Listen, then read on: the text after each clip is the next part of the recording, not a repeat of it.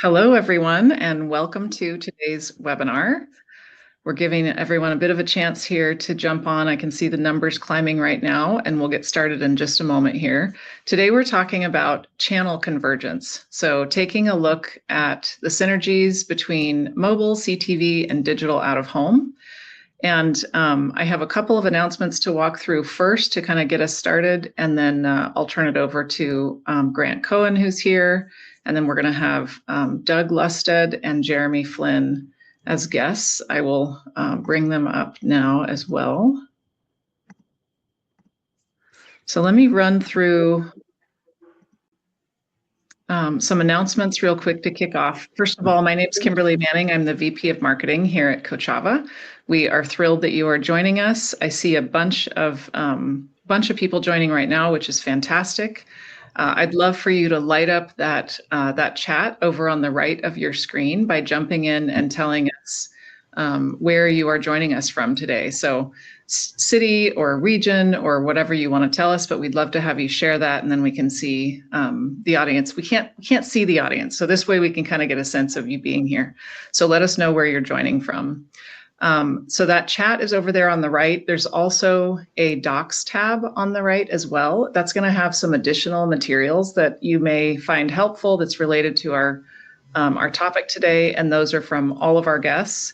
And then there's also a Q&A tab there as well. We encourage you to ask questions. We would love to answer your questions throughout the event, so don't hesitate. If you come up with something as the guests are speaking, feel free to jump into that Q&A tab and post your question there, and we'll try to make sure that we get it answered.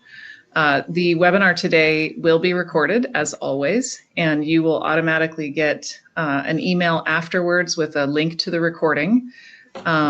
So you can go back and review anything that you missed, and encourage you to follow us on LinkedIn. We always post all of our webinars, upcoming webinars there, and we'd love for you to join us again sometime.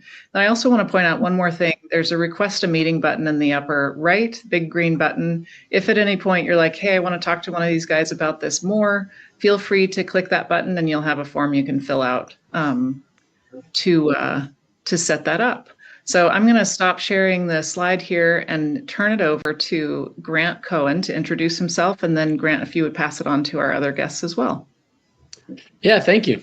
Excited to be here. So I'm Grant Cohen. I am the GM of a business unit, a relatively new part of Kochava that we refer to as Measurable Extension, which is where we work with a host of partners across different various media touchpoints to extend a lot of what they're doing to other platforms. So today we're going to talk a lot about a couple of our key partners on the out-of-home and digital out-of-home side and how we work with them to extend across the broader landscape of social, mobile, web, and even CTV. So taking that out of home and bringing it both in the home and onto the devices that folks use all day, every day. So love to introduce or have our panelists perhaps introduce themselves. Douglas, if you want to go first, give us a kind of quick intro to yourself and your company and what you do. Yeah, definitely. Thanks, Grant. Hi, everyone. My name is Douglas Lustid. I'm the VP of Business Development here at Adomni. We are a smart video everywhere DSP with our legacy roots being in digital out of home. I joined the company a few years back when they acquired a digital out-of-home company I founded called AdStash. So I've been in the digital out-of-home game for a while, whether that was an intentional move or not, and really excited to be here and talk shop. Awesome, thanks. And then Jeremy, our friend from Clear Channel, you want to give yourself a quick intro? Sure. Hi, everyone. Jeremy Flynn. I'm the head of data products and strategy at Clear Channel Outdoor. I oversee all audience and measurement solutions. We're a massive publisher. We're the largest airports media owner and most traditional roadside. My background is actually in digital media. I was at a startup called Share This for about 5 years. And the number one knock on out of home was that it's not addressable or measurable. And that's a challenge that I was excited to pursue. And so for the last 8 years, I've been building out solutions for that and excited to talk to you today about that.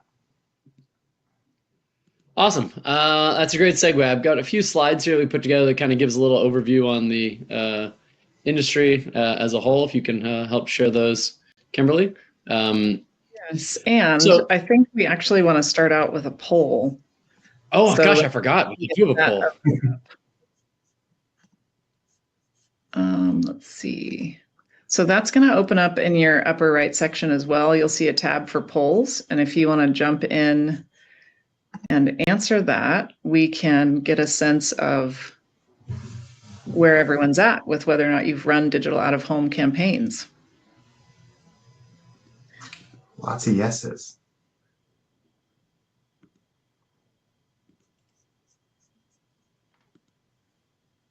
Are we allowed, like, are we allowed to do it ourselves?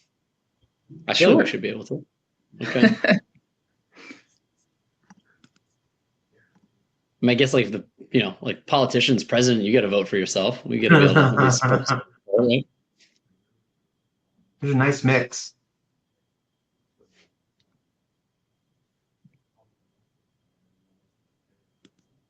Okay. So that's a great kind of starting point. Feel free to keep voting there if you'd like to. I will stop sharing that result here and then we'll jump into the slides for you. Awesome. Well, so an even better segue into the market of out-of-home, particularly the digital out-of-home side of it. It has grown and continues to grow quite a bit. So while it isn't as large of a media in terms of overall spend as perhaps traditional digital social CTV, it is a very quickly growing medium. We're talking about growing at large percentage growth for the ecosystem year over year, and doesn't appear to be slowing down anytime soon. And go to the next slide. On the topic of planning or buying out of home, it has become also much more common that folks are incorporating it in some capacity into their marketing mix. Now, what's interesting is sort of who buys it is highly variant between the different teams. If you want to flip to the next slide, in terms of a lot of brands, they'll have a separate group or a separate agency team that focuses on out of home. Others will have an integrated approach. And I think what we're finding is certainly when you're utilizing out of home as part of a mix of your other media, and when it's all kind of planned, thought through and executed together in some cohesive way, you get sort of maximum results, which isn't, like I say, it's not rocket science, but it is a little bit of data science in terms of being smart about how you drive impressions for your users across the board, right? Think about it as a consumer, as a person. You aren't just looking at one device. You're not just going to one place or looking at one screen. So how do we tie that all in? And I think what we're finding is many of the most successful marketers are figuring out ways to integrate this across their overall activation. And then, of course, it's what can you measure as a result of that? So digital out of home takes what is more traditional out of home and makes it even more of a measurable medium. And so that really runs the gamut. Obviously, at Kochava, we're best known for mobile CTV app conversions, but we also help our partners measure website conversions, or in the case of streaming services, episodic tune-in, or even location visitation, right? So I saw this out of home and then I went to this location. And then, of course, things like incremental brand lift, understanding the impact on brand awareness and conversions down funnel in really any different types of both online and offline conversion paths, are all things that we help measure for out-of-home partners. What is interesting, however, if you flip the next one, is the sort of difference in performance, right? So if you look at the time from conversions that occur with mediums like digital out-of-home and CTV, it tends to have kind of a longer, flatter tail versus a digital media, which makes a lot of sense, right? See the ad on your phone, you're highly likely to click through and go and take that action in that moment. Whereas an out of home or a CTV may not catch you in the moment that you're actively looking for that product, but it's typically a larger format screen. It puts that brand into your mind so that when that time comes for you to convert 2, 3, 4, 5, 6, some cases 8, 9, 10 days later, that brand recalls is really driving the outcome. So it's an interesting thing that we think a lot about. And again, get back to that whole, it's not rocket science, but it is data science. How do you be really smart with the data to ensure that you're optimizing the mix of your media most effectively across channels? So that's a bit of the background. Would love to dig in with our panelists here specifically on a little bit more of what they see in the market, because they're certainly the experts here. Jeremy, I'll turn it over to you. I know you mentioned briefly that you guys are in both out of home and digital out of home. Kind of talk to us a little bit more specifically about what does Clear Channel do? You talked about roadside, airport. Tell us about what media you guys have and what's kind of the most common ways to be activating against it. Sure. I'll echo back to some of the slides that you just presented. So the out-of-home market in the US is about $9 billion a year. Digital out-of-home comprises about 40% of all revenue in out-of-home, and that is growing. And every media owner is trying to convert static billboards or static roadside out-of-home to digital, mostly because of the capabilities it can present to brand marketers and advertisers. What jumps out to me in terms of the spend, however, is that it's such a small percentage of actually ad fraud that exists in the overall advertising market. So I like to talk about the strengths that out-of-home has. It's unskippable, it's fraud-free, a consumer cannot install an ad blocker on their browser. And so what you do is you have this unmissable brand message opportunity when leveraging out-of-home. And if we just solved for some of the fraud in the advertising space, the addressable market for out-of-home and digital out-of-home would probably jump up about 10x. And so then it's about how do we do that? And so Grant, you made a really good point about how out-of-home is bought. It's separated out by teams. Typically you have your growth team and your performance team, and it's usually the growth team that is buying the out-of-home, and it's the performance team trying to drive a healthy cost per acquisition metric for the business. Both of those teams report into the CMO. And so what we're trying to build at Clear Channel is the solutions for the CMO that shows how well out-of-home could drive the dual actions of a marketing team. It could drive incremental growth, brand reach, brand awareness, perception, purchase intent, but also lower funnel metrics like app installs, actual product purchase. And we see as a trend in the space this convergence of marketing teams where there's a blend now between the growth and the performance marketer. And as those organizations start to change in structure, we do think that out-of-home, as you showed on the slide, will be an increasing part of the media plan and the media mix. I think the last thing before I'll shut up is I'm a huge fan of slide 9, which showed the demand curve. So if you think about different ad formats that have come to market, usually they come to market, there's a big hullabaloo, and then the second feature that gets deployed is frequency capping of that ad format. You can't really frequency cap a static billboard or a digital out-of-home billboard. And so what you have is just longer, a higher reach, higher frequency campaigns. And when you start to measure that from a performance lens, some really interesting metrics start to pop out. So I would say that out-of-home has a really long, sustained demand curve. It's never going to drive the most nominal conversions immediately as you would on the device where the conversion occurs, but it could actually help drive long-term sustained success for a brand. And so for all these reasons, I've been very passionate about out-of-home. And just, I guess, a little bit of history about the business. We've been around for about 100 years. And I'll end with what is old is new again. And I would say data and measurement with partners like Kochava has kind of made out-of-home kind of come back to life for data-led marketing organizations. I'll turn it back to you, Grant. Yeah, that's great. And I do think that is it's an interesting thing in the evolution of the media industry as a whole, right? Where in the beginning, obviously there was no such concept of targeting or measurement, and you were just sort of buying reach and audience for your brand. Then came in this digital world where it was almost like you had a divide between what was your brand media and your performance media. And I think we're kind of reaching a place of convergence now where virtually everything you do, to your point, even the TV screen you walk past in the airport or the billboard you drive by on the freeway is measurable to a degree. And the idea that actually allows us to treat all media as more performative, I think is really important, and the outcomes matter. So now with that said, Douglas, you guys really are like a DSP of out-of-home or video, I think, everywhere with a strong legacy and emphasis on out-of-home. Talk to us a little bit about how that's perhaps how you guys view the market and what's a little bit different in terms of working with lots of partners like a Clear Channel and others. And if you could, I thought it was really interesting some of the stuff we've done where I don't even think about, I think of out-of-home as a big billboard, but talk about sort of a lot of the different places that marketers may utilize you guys to find really unique audiences. Yeah, definitely. So we only typically through our DSP are connected to digital billboards, and we have over 1 million of them accessible globally. We have about 100 billion impressions per month available through this digital out-of-home connection. We are seeing some, trends going on where, of course, historically spectacular digital billboards. These are, the beautiful clear channel screens you see in cities. They're massive. They're great for huge amounts of reach, brand amplification, etc. And they're quite affordable. However, what we're also seeing is as programmatic buyers come into the space, they're targeting audiences. These are data-driven marketers, which historically digital out-of-home maybe wasn't as privy to.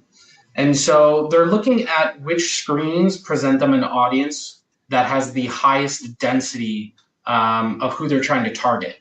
And so, for example, if I were to be, let's say, a sports gambling app, and I'm looking for a particular demographic of high-income sports enthusiasts, yes, a spectacular will reach those, but also screens in bars and restaurants, for example, at a certain time of day while the game is playing will reach that target audience at a much higher percentage point. And so the same thing is happening, with the gyms. We see a lot of health and fitness brands looking to target those that are in the health and fitness lifestyle. So screens in gyms obviously are very appealing to them.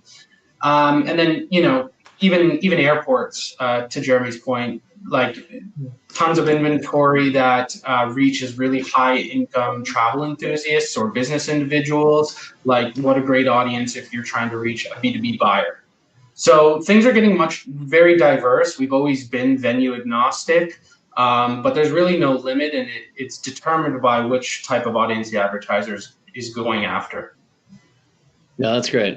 It's a cool idea to think about. Like, I think of out of home as not perhaps being the most targeted, but when you really get you can slice it, dice it down to such specific locations and visitors, you really can maybe not on a one-to-one basis, but really build audiences that are interesting and unique for a brand.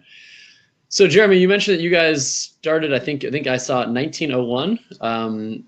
I live in Los Angeles. There were less than 100,000 people lived in LA in 1901. It's a very different city. There are now 100 times that here, and more than that. And if I drive down the freeway, I see billboards. Hollywood, I see signs. There's stadiums. There's so much more sort of media touch points. Obviously, the business has evolved quite a bit since 1901. Talk to me a little bit about what's the sort of latest and greatest. You sort of touched upon some things on targeting measurement, but maybe give us more specifics on what are sort of the areas of innovation for a company like a Clear Channel that has evolved so much in over the course of time. Yeah, no, it's a great question. I'm actually excited about what's happening in the marketing ecosystem right now. We're facing, as an industry, not just talking about out of home, all of these headwinds from consumer privacy regulation to just the increasing fragmentation of the media landscape, right? Everyone's a walled garden. Everyone's kind of wrapping their arms around data. And so I would say as other media channels have become more fragmented and less measurable, out of home has become increasingly measurable. And the thing that was true 100 years ago is true today. Like out of home, and I'll cite this as a fact for our business, we see about 50% of the US population on a weekly basis. That's over 150 million consumers. And so if you're a brand marketer, you have to engage with that kind of reach frequency to get your message out. And it's harder and harder to do that, because there's so many different media channels commanding the attention or pulling the attention of consumers away from different platforms. And so that's the backbone. But then getting into what Douglas had said about audiences, what we are increasingly doing at Clear Channel is we're starting to bring in the techniques that digital marketers are using to plan and measure and optimize their campaigns into out of home. We're the only out of home organization that is integrated with all the different data clean rooms. So that means when a brand prefers to use its own data to plan and measure a campaign, they can. We also provide the ability for them to build custom audiences with respect to the audiences they want to hit. Where we see the most success with that is when a brand marketer reaches a point of diminished return on the audience that they are reaching on whatever preferred channel they're using, search or linear TV. We could actually use custom audiences to show how they can drive incremental reach with offline. The last point I'll make is, as marketers are using offline media channels, whether buying it through the Adomni DSP or with Clear Channel directly, what it's a recognition of is it's about the consumer at the end of the day. And like, how do you hit the consumer? Like, yes, they're in their house, but they're also going throughout their day. They're going to work, they're going to the grocery store, they're going to the movie theater. And out of home has a way to kind of continue that brand message with that consumer very, very consistently. And that's something that we are proving out time and time again with the measurement that we're doing. Yeah, that's great. We were together recently, and you guys were showing me some of the tooling that I thought was just, as a bit of a newbie to the out of home space, I was pretty amazed that you can like actually take your own first party audiences, upload them, and then find out where they over index, and then target more people presumably like that, right? So I think of it so much as like in the mobile app game world that is my background, and you take a seed audience and you build a lookalike on Facebook and you retarget them, and like the idea that you can kind of do that out of home seemed like Minority Report mind blowing to me, but awesome. And to your point, I think it helps make that media, as other media become more fragmented, it actually becomes more digitized, if you are, more like what we sort of expect. That's very cool. So Douglas, I'd love to dig in. We've got, I think, a cool case study and of some work we've done together here, helping brands that want to do targeting both on their out of home, but then also utilizing that data to retarget and extend that audience to other screens. I'd love to have you dig in, talk a little bit about sort of how we've activated that together and sort of the results that we've seen. I think that's probably useful for everyone here. Yeah, definitely. So we worked together with a client of ours, Mucinex, through their agency. And the goal was obviously brand awareness in 11 markets. And it was in Q4 last year to try and spread the word and remind people and be top of mind that, you know, cold and flu season is coming. Mucinex would be the top choice during this season. And so what was really interesting about the campaign was not only were we doing just digital out of home, but we were doing this notion of retargeting, multi-channel retargeting. And so the quick user flow here is that those who were exposed to a digital out of home ad a couple days later would be retargeted on their CTVs at home. And we called this program Outside In, trying to target people outside and inside the home. And the experiment we were running is to understand what type of incremental performance lift does that cause. Does digital out of home by itself cause the same amount of performance? Does CTV by itself cause the same amount of performance? Or does combining them create, this halo effect, a 1 + 1 = 3 scenario? And so with the help of Kochava, we were able to do that and saw some pretty amazing results. The idea here is that we were trying to drive consumers to Mucinex's website. And we were actually doing some A/B testing, which is also something that I would love to see more in digital out of home and is possible given that it's programmatic. Half of the people who scanned a QR code from the CTV or digital out of home ad were taken to a landing page that gave them a coupon. The other half were sent to a landing page that just gave them more educational information about the product. And, it was just an assumption I made, you never can trust humans, only data. But the one with educational information actually started performing better. And what was really a great insight that we learned with Kochava is that, when it comes to a relatively low price item, a coupon isn't going to drive that many outcomes. It's more just about talking how it works, how it's going to make you feel better in this case. And so by retargeting people who were exposed to out of home with CTV ads, we saw our conversion rates skyrocket. As you can see here on the slide, 245%. And so that was a really, really interesting learning for us. And it's, part of the reason why we leaned in more going into other channels. So in addition to just retargeting exposed audiences on CTV, you can now retarget audiences through OLV, OTT, etc. And what we're doing is we're trying to hit multiple points of the marketing funnel with each consumer. Top of funnel, they're exposed to digital out of home, mid funnel, CTV, bottom funnel, OLV or mobile. And that is increasing what I call these micro conversions of getting somebody exposed, getting someone to the site, getting someone to make an action using different mediums. And we were really excited by the results here. Our client was as well. And yeah, we're excited to jump in even deeper and continue to prove this out. If you move to the next slide, one of the takeaways from this is that what we're able to track now is not just your basic out-of-home reporting metrics. We do track impressions, of course, but we're able to track incremental lift between these different channels. So what type of incremental lift did we get on people visiting your websites when we sprinkled in, Amazon Prime? What type of incremental website visits did we get when we sprinkled on OLV ads? And of course, the insights are great, but what we're trying to lead to is optimization. To Jeremy's point, that's something that I think is really, really an advantage of digital out of home compared to other, previous static applications, is that we can take these insights and adjust the campaign on the fly.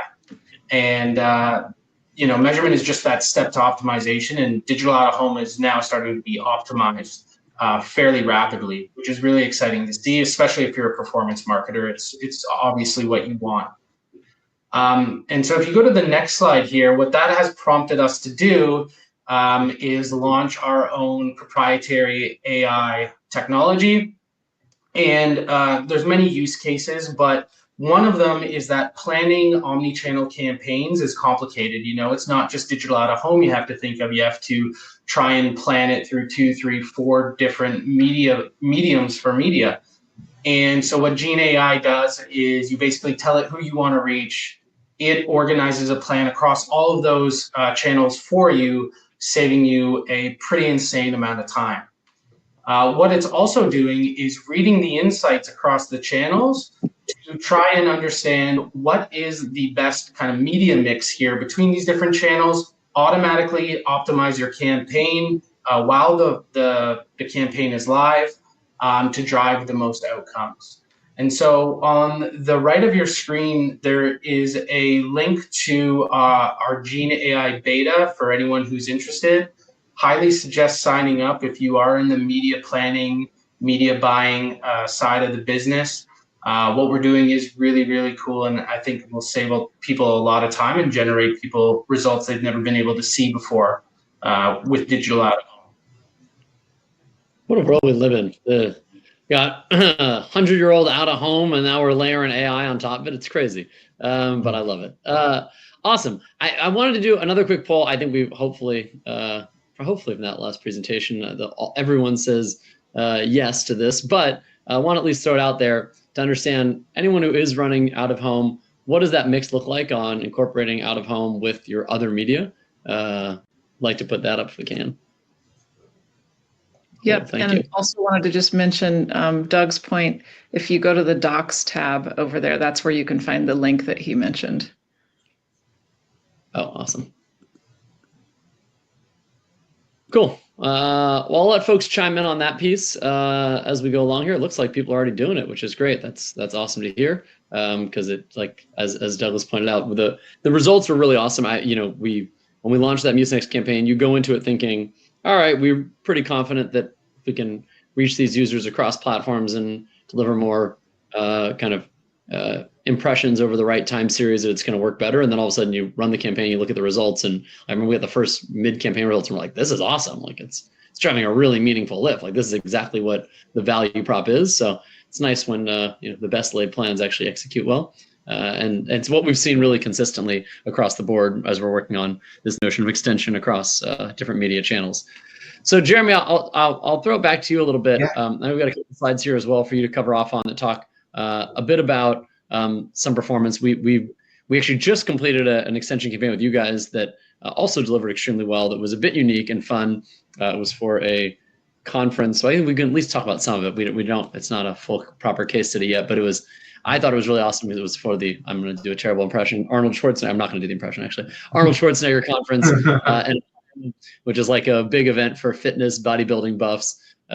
Like me, obviously, and it was targeting people who are going to that conference. So you think about this idea that how out of home was really uniquely able to deliver out of home signage in the airport, at the convention center, these people who are coming into town for it. But then, other than at the actual venues, it's really hard to identify who those people were. And so we're able to capture that data, build those as seed audiences, and then retarget those people, not just while they were there, but when they even went home. So the campaign ran for a couple of weeks. The first week was during the conference. The second week was when they went home. And what was crazy was we weren't measuring conversion results downstream. We were looking at completed views and click-through rates as sort of proxies. And they really went up the second half of the campaign, where people were like obviously on the go and busy at the time of initial exposure, but by retargeting them, we saw a really awesome uplift, which I thought was great. And so we don't have a proper case study for that yet. We can't mention the brand, but I was pretty happy with how it went. And I think, again, best laid plans worked out well. But any info you can share, not only about that campaign, but I think some of the others that you guys have put together and some case studies you have on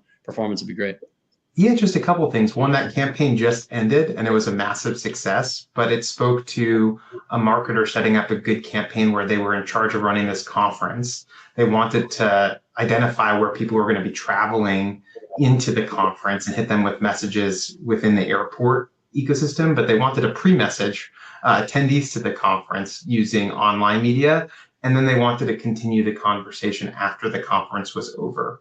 And so being able to kind of mix between this online to offline to online strategy, the proof is in the pudding in terms of the performance lift that we saw. I'll circle back to what Douglas was saying. Like I built a DSP in my last job where I was constantly deploying different audience data to understand what was performing best. And when I came to Clear Channel 8 years ago, I started doing the same thing in terms of setting up different ad groups for the audience that I knew of folks who were exposed to the out of home, right? We are probably one of the largest buyers of mobile location data in the US. We take that understanding of who's exposed, and we're actually able to compare that against what a normal DSP can deliver in terms of just geofencing an ad.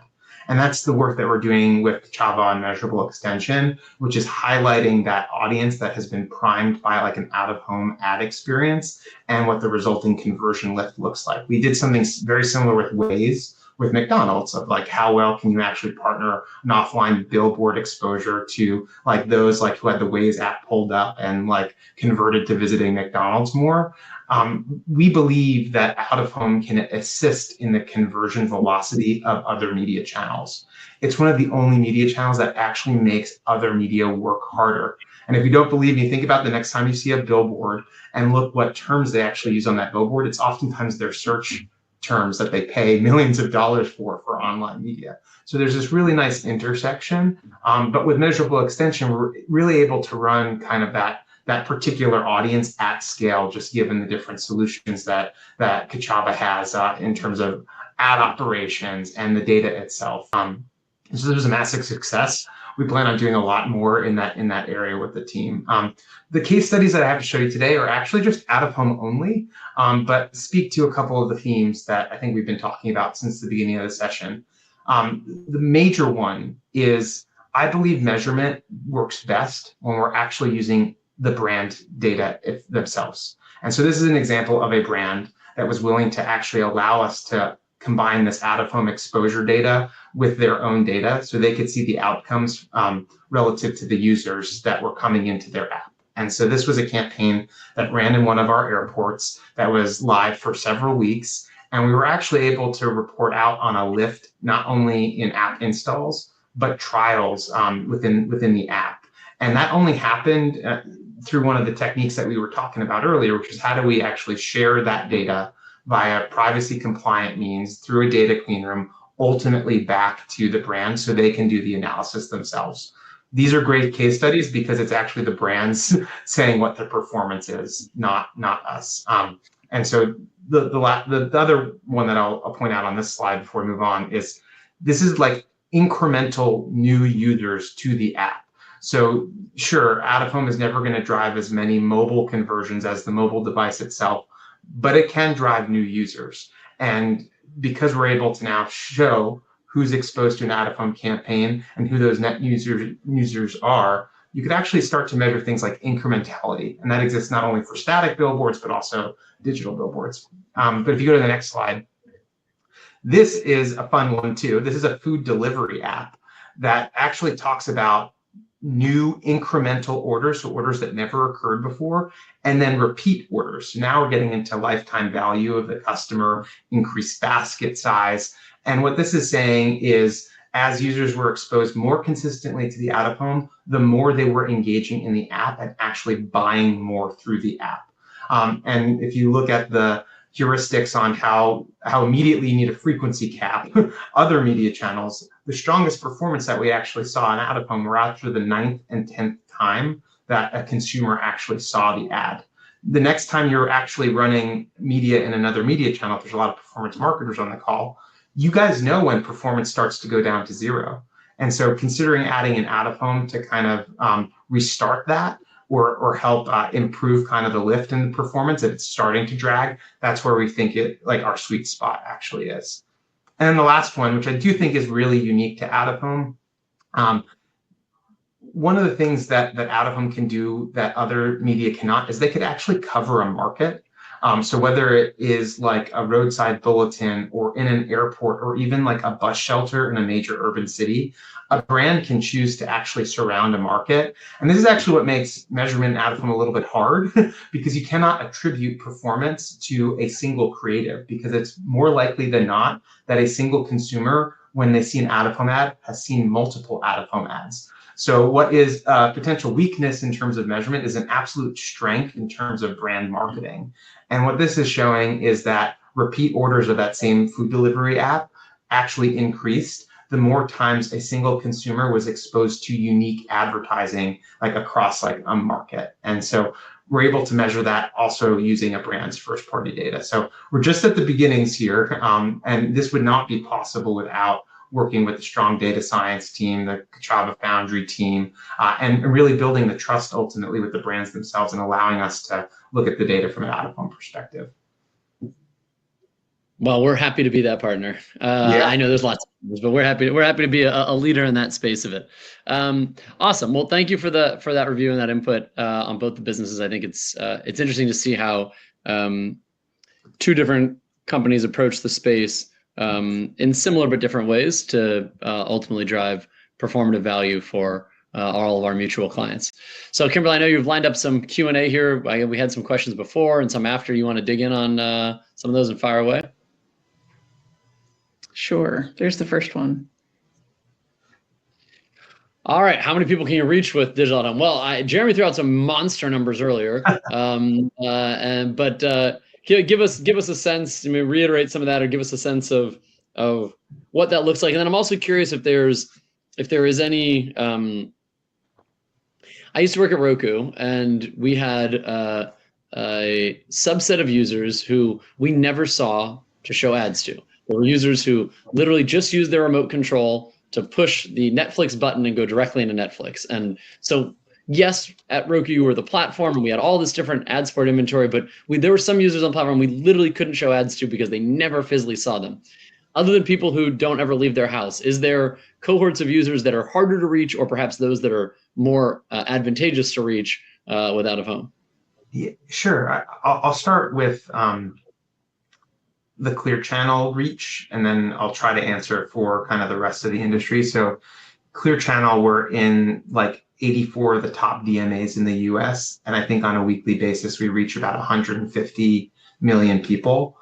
90% of our inventory is actually static billboards, and 10% is digital. That 10% though is in like the highest, most populous, concentrated areas. And this is public information. I think about 40% of our revenue is actually driven off of that digital out-of-home. I would say out-of-home countrywide does a really good job at reaching probably between 70 to 100% of every single market. Where it really starts to struggle is probably in the urban, suburban, and rural divide, like if you guys have ever gone on a road trip, right? You could sometimes be driving hundreds of miles and never see a billboard. And if you go, this is a fun fact, and I'll shut up. There's a state law, I think in the state of Vermont, that actually outlaws billboards entirely. But I do think that's the only billboard. I think that's the only state in the U.S. that like doesn't allow for billboards. Although I think in Portland, there's a restriction at the city level. So out of home has so basically people in Vermont are Netflix users. Those are the ones you just can't find them. Yeah. That's pretty good. Douglas, is there any? And I know we talked a little about airports for like business travelers, but any other particular areas? As I mentioned, I'm obviously a pretty big fitness buff, and I've noticed that there's a lot of out of home, and particularly businesses dedicated out of home in gyms and places where you have captive audiences. So any sort of areas that you guys find that you really over-index or that are most highly performative in terms of types of audience segments that perhaps have the biggest penetration or saturation? It really depends on the advertiser. Some venue types will work great with one advertiser and not so great with another. It really depends on quite a variety of factors. Rather than think about like what venue type is going to drive the best performance, it's also about like what time and what message is going to drive the best performance. And so, one thing that we've seen is that like if you're at like college campuses, much more tech savvy, you include like a QR code or some type of coupon or discounted offer, you're going to get a lot more engagement from there compared to somebody that has a different demographic or audience segment. And time's really important too. Like, venues have different audience segments or demographics based on time of the day. Just because you're in a gym, the morning rush is probably different than the afternoon rush.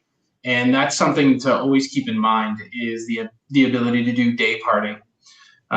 So that would be my 2 cents on that. Venue type is the first layer, but as we all know, you start to peel layers up from the onion and it can get pretty targeted pretty quickly. And that obviously would be a big differentiator between digital out of home and traditional out of home, right? Where traditional out of home from a creative execution perspective, you're taking over a billboard for a meaningful amount of time, whereas digital, you're rotating in as if you would ad impressions, right? Exactly. Yeah. And how that ties to measurement is interesting too, right? Like measurement on a static is available. And in some, maybe Kochava would disagree, but in some cases, I think it might be easier to do measurement on a static because the same ad is playing all the time. Whereas if you're doing on a digital screen, you can only measure the audience or the traffic or the outcomes of when that ad was actually playing on the digital screen. So both have their pros and cons, but I guess my main takeaway here is both are measurable, which is the most important. Yeah, that's great. Now, do either of you guys, this is a question I have no insight into, and maybe you guys don't either. We've talked a lot about the US, but digital out of home results in numbers and growth in less developed countries. So is there much of a footprint that you guys see in areas like South America, Asia, et cetera? And or how do we feel about growth opportunities in those international markets?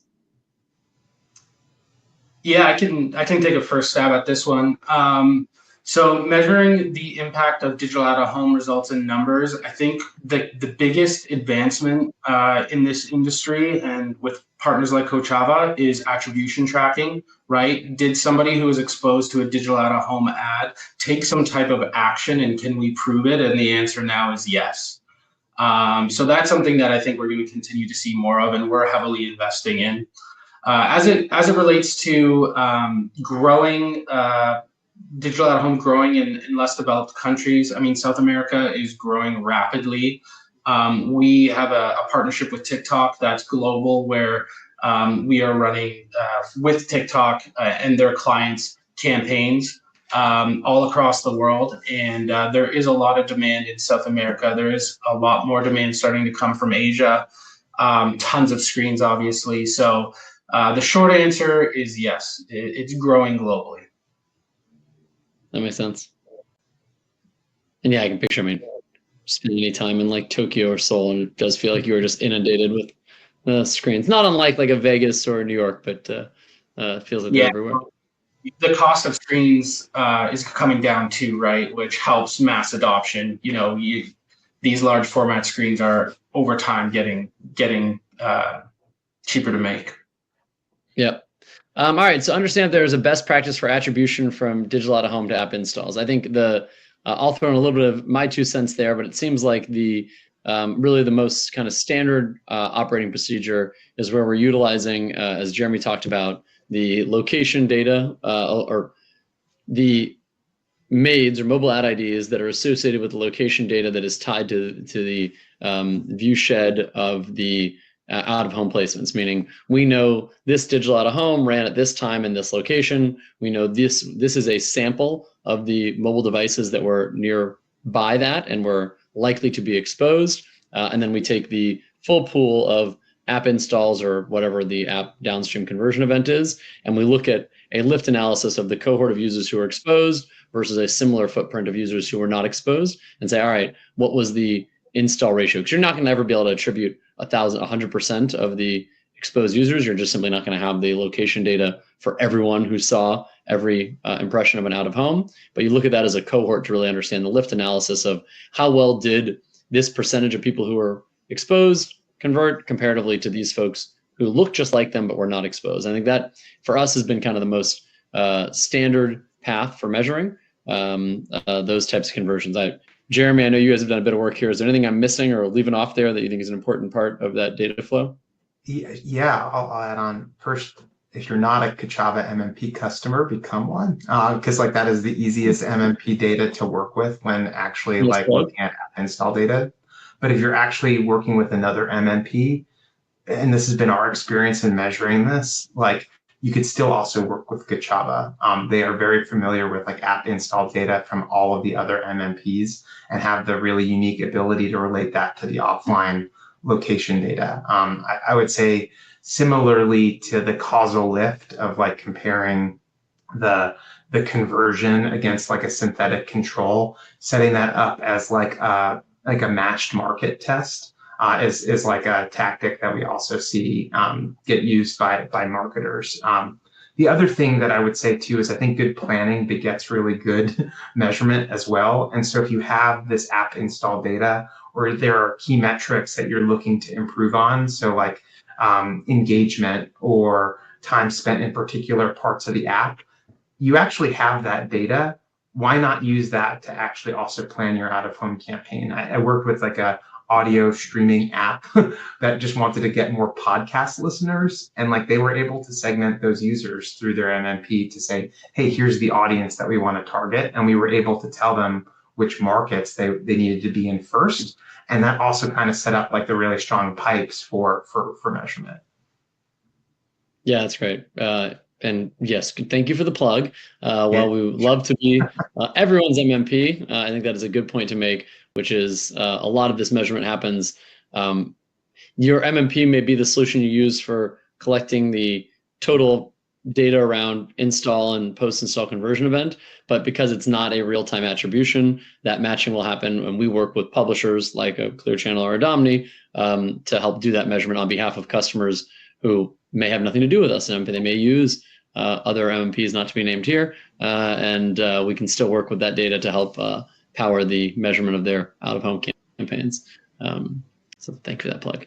All right, I think we've got... Sorry, just Grant, if you don't mind, just jumping in very quickly. One other thing I wanted to mention as a best practice too is the idea of a household ID. So what's really amazing, what Kochava can do is understand, okay, yeah, this phone was exposed or was in the vicinity close to a digital out-of-home ad that played. But this happens to me all the time. I see an app I want, I come home and I tell my wife and she downloads it, right? And so you can actually do that type of attribution tracking. You can get household ID and understand all the devices in the household and understand what type of penetration you have, not just on one device, but on all devices in a home. And I think that's something that's important to consider in terms of best practice. That's great. Well, on the topic of best practices, I know we've got another question here that focuses on, we have a couple questions. I'm going to put that one that we just had up, if you don't mind, that talks about sort of the marketing messages. And there was another question that I think is very much in line with it that asks about video creative. So would love to hear from you guys. Doug, I'll tee it up for you first, but talk about what kind of messaging you guys find works best with digital out of home? What kind of calls to action? And then talk a little bit about the video versus non-video creative assets if you can.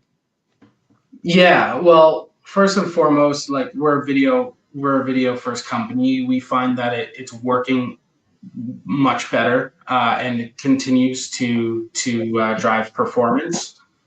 In terms of the marketing messages, yeah, that's a tricky one. It really does depend on what the goal is, what the creative is, what the audience is, what the venue type is.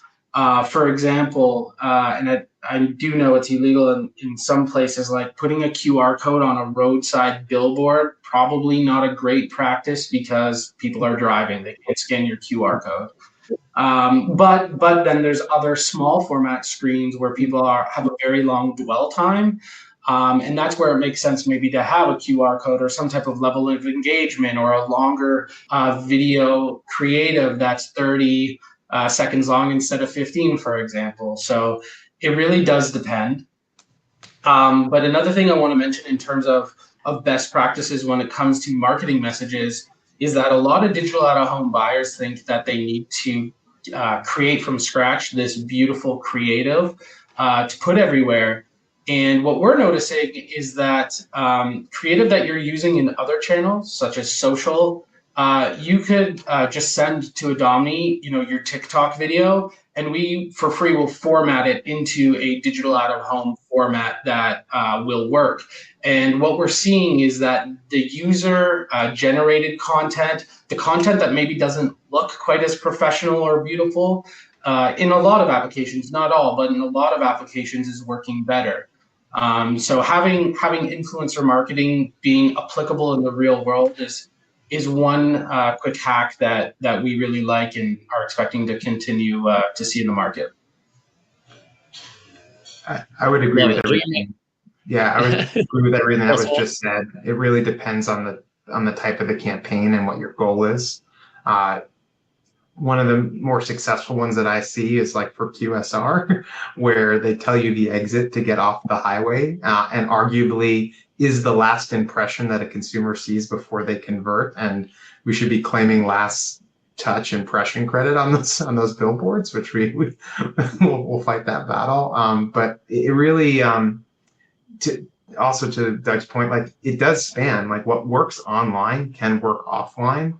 And I think, Grant, you said that we were a 100-year-old company. We also have 100 years worth of like creative documentation over the decades. And so similarly, tapping into your out-of-home partner for creative best practices, like that's something where we can be providing examples of what we've seen work by vertical. Yeah, I love that. I will say, once your kids get to be old enough to read, it's really not ideal. I'm having a little bit of, we went to Scottsdale this last weekend to visit my wife's family, which is too long of a drive to do for only a couple of days with as many kids as I have in the car. And I have one son who is really, really interested in Cane's chicken, which we don't have a lot of here in LA. But man, when he sees it, I think it's like the sauce. It's just like fried chicken and French fries and delicious sauce. I get why he's into it. But basically, once we crossed into Arizona, it felt like every exit must have had a goddamn Cane's in it. And every single time we passed one, he was screaming to go there, which was really not ideal. So sometimes the marketing works too well. Sometimes you wish you could turn on ad blockers for out of home when you don't want your kids to see it. But all right, I think we got one more question. Let's try and squeeze in here in the last couple minutes. Given the differences in attribution models, how can probabilistic modeling and unified ID solutions bridge the gap? Good question, man. That's a lot of what we spend a lot of time doing here. For those who know, there's another Grant within Kochava, who leads our Foundry group that does a lot of this deep analysis. He's smarter and better looking, but I'm taller, so we'll take that as a win for me.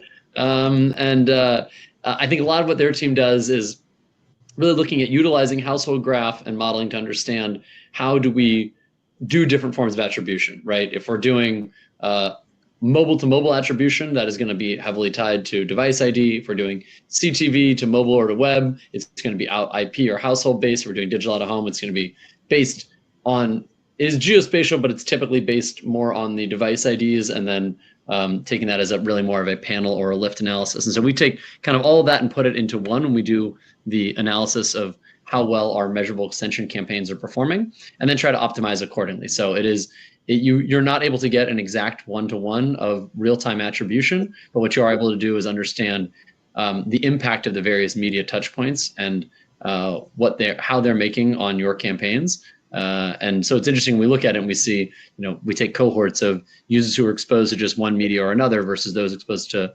across media. And most of the time it turns out that the more touch points you have with the consumer across more media, the higher performative your media is going to become.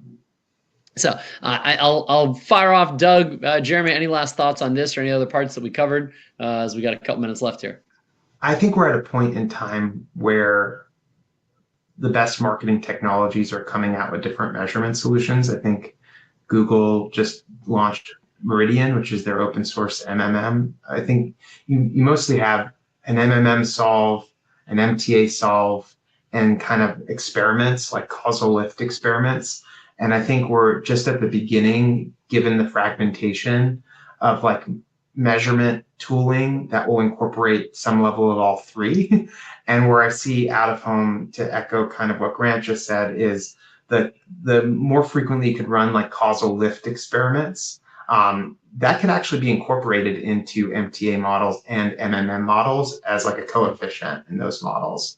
I think similarly, like with MTA, we do have a mobile ad ID that is like our primary like match key, but we can enrich that data with identity data to like bring in our matches to different unified solutions. And we actually are doing a lot of that right now with the omni-channel DSPs that maybe own unified ID solutions to actually show how our inventory can perform well in pre-bid allocation against audience or performance. And so I think we're at this is like a question that's going to last now for the next several years. And probably every 3 months, there's going to be a different answer to it. But I think right now I think they're all like what becomes unbundled will become bundled. And I think we're in a bundling of measurement because there's like this overall data signal loss.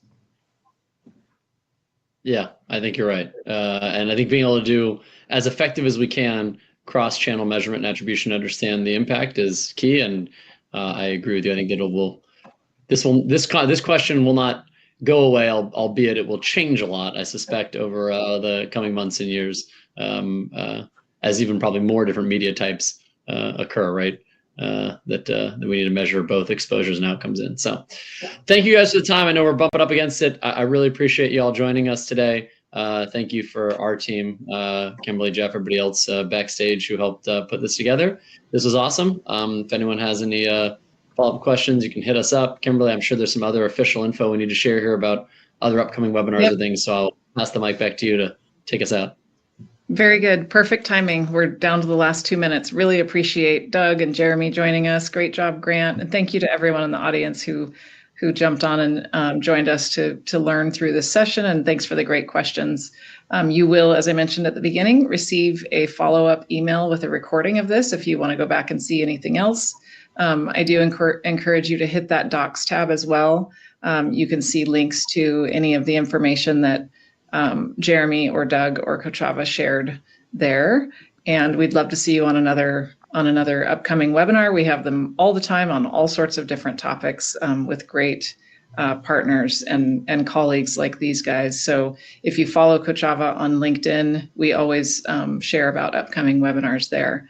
Lastly, I would say hit that request a meeting button at the top if you have any interest in continuing the conversation here. And we look forward to seeing you on an upcoming webinar. Thanks so much and have an awesome day.